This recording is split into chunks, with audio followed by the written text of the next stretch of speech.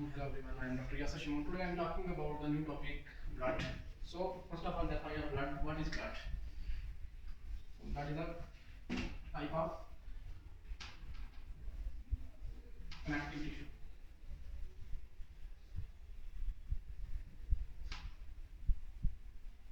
So what is blood? Blood is a type of connective tissue. So now I will discuss about the composition of blood. तो bloods के कितने part हैं, अब हम उस पर बात करते हैं. So composition of blood. Blood basically दो इसके मेन पार्ट होते हैं, एक प्लाज्मा, एक फॉर्म एलिमेंट जिसे हम रेड ब्लड सेल्स भी कहते हैं बेसिकली. तो एक तरफ आ जाते हैं फॉर्म ब्लड सेल्स कह सकते हैं हम, ब्लड सेल्स, और दूसरी तरफ आ जाता है प्लाज्मा. सो ब्लड की जो कंपोजिशन में दो मेन पार्ट होते हैं, एक तो ब्लड सेल्स होते हैं और दूसरा प्लाज्मा होता है. अब हम ये देखते हैं कि ब्लड सेल कितने परसेंट होते हैं और प्लाज्मा कितने परसेंट होता है. ठीक है, तो ब्लड सेल्स 45% और जो 55% पीछे बचा वो क्या है, प्लाज्मा 55%. तो ये बेसिकली दो मेन पार्ट्स हैं ब्लड के, ब्लड सेल्स और प्लाज्मा.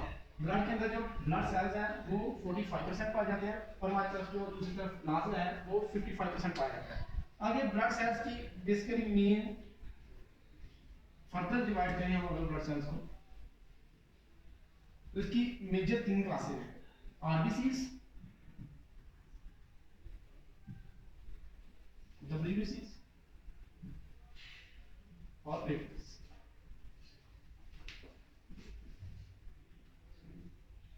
तो ये बेसिकली 3 अक़साम है. आगे फर्दर जब हम ब्लड सेल्स को डिवाइड करते हैं तो उसमें आरबीसीज आते हैं, डब्ल्यूबीसीज आ जाते हैं और प्लेटलेट्स आते हैं. ठीक है, इसमें से अगर हम इसकी कंपोजिशन के लिहाज से देखें तो 99% जो है वो ब्लड सेल्स होते हैं और ये दोनों मिला के 1%. तो ये कंपोजिशन है हमारे पास ब्लड सेल्स की. दूसरी तरफ अगर हम प्लाज्मा को देखें तो प्लाज्मा के अंदर फिर दो चीजें आ जाती हैं, एक तो सॉलिड है, एक तो लिक्विड. प्लाज्मा बेसिकली माया चीज को कहते हैं, तो उसमें यू नो कि लिक्विड ज्यादा होगा, लिक्विड और सॉलिड.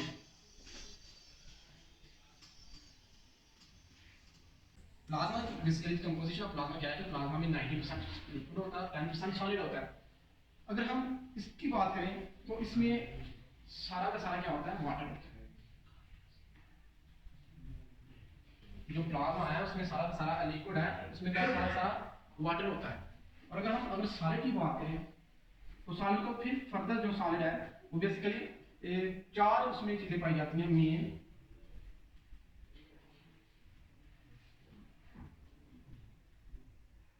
सॉलिड जो 10% पाया जाता है उसमें प्लाज्मा प्रोटीन, प्लाज्मा प्रोटीन, उसके बाद हमारे पास आ जाते हैं गैसेस, वेस्ट आ जाते हैं,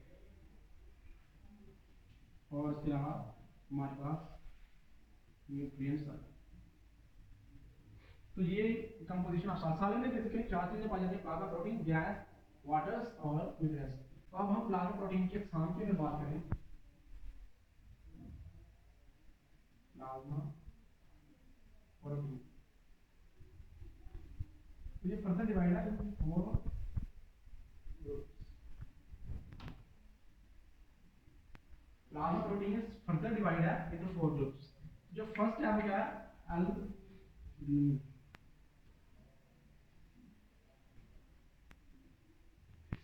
फिर आ जाता है ग्लोबुलिन,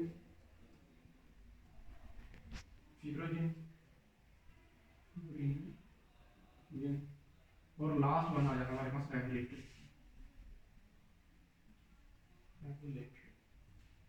अच्छा, अब हम अगर इनकी परसेंटेज के लिहाज से देखें तो हमारे पास जो एल्ब्यूमिन है ये हमारे पास 60% पाई जाती है प्लाज्मा प्रोटीन में से. ग्लोबुलिन जो है वो 35% पाई जाती है. फिब्रिन जो है वो जस्ट 4% पाई जाती है और लेस देन 1% क्या पाई जाती है, 1% क्या पाए जाते हैं हमारे पास रेगुलेटरी प्रोटीन। ठीक है, ये फर्दर क्लासेस हैं प्लाज्मा प्रोटीन। ठीक है, now we are discuss about the functions of blood. तो जो ब्लड का हमारे जिस्म में काम क्या है, अब हम उसके बाद उस पर बात करते हैं। तो जो पहला फंक्शन है, मेन फंक्शन है, वो क्या है? Nutritive functions. न्यूट्रिटिव फंक्शंस यानी कि न्यूट्रिशन प्रोवाइड करना, जो ऑक्सीजन को लेके जाना मसल्स के पास और वहां पे न्यूट्रिशन प्रोवाइड करना। दूसरा फंक्शन अगर देखें तो ये हेल्प करता है इन रेस्पिरेशन, तो रेस्पिरेटरी फंक्शंस, रेस्पिरेशन में हेल्प करता है। अगर हम तीसरा फंक्शन देखें तो हमारे पास एक्सक्रीटरी फंक्शन आ जाता है। एक्सक्रीटरी फंक्शंस जो हमारी बॉडी में वेस्ट प्रोडक्ट है उसकी एक्सक्रीशन करवाना भी ब्लड का फंक्शन होता है। उसके बाद अगर हम देखें तो डिफेंसिव मैकेनिज्म ये हेल्थ है। जिस तरह हमारे व्हाइट ब्लड सेल है, तो ये हमारी बॉडी में जो जितने भी हमारी बॉडी में इन्फेक्शन होते हैं उसके अगेंस्ट जो है ना हमारे इम्यूनिटी देती है। जब डिफेंसिव भी करना है, डिफेंसिव तो डिफेंसिव में भी ये हेल्प करता है। उसके बाद अगर हम देखें तो ट्रांसपोर्टेशन इसका काम है, इसकी ट्रांसपोर्ट करता है, एचबी हीमोग्लोबिन की ट्रांसपोर्ट करता है।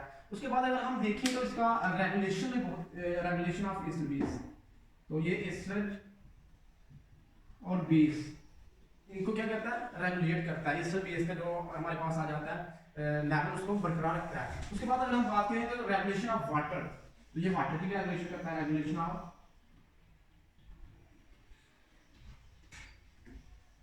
वाटर, तो वाटर की भी रेगुलेशंस करता है। उसके बाद अगर हम बात करें तो ये बॉडी के टेम्परेचर को बरकरार रखने में भी इंपॉर्टेंट रोल अदा करता है। हमारे पास अगर हम देखें तो बॉडी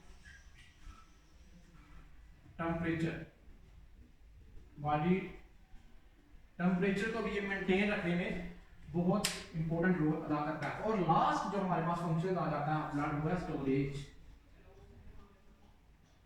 स्टोरेज में भी अपना किरदार अदा करता है। तो ये हमारे पास function of blood. Nutritive function nutrition provide करना, रेस्पिरेटरी, एक्सक्रीटरी, डिफेंसिव मैकेनिज्म में हेल्प करता है, ट्रांसपोर्ट करता है, एसएलबीएस में हेल्प करता है, एसएलबीएस रेगुलेट करता है उनका लेवल को, रेगुलेशन ऑफ वाटर। उसके अलावा हमारे पास बॉडी टेम्परेचर आ जाता है, लास्ट वन इज स्टोरेज। तो ये था आज का हमारा topic, what is blood and composition of blood and also function of blood. Thanks for watching, subscribe my channel and like this video. अल्लाह हाफिज़।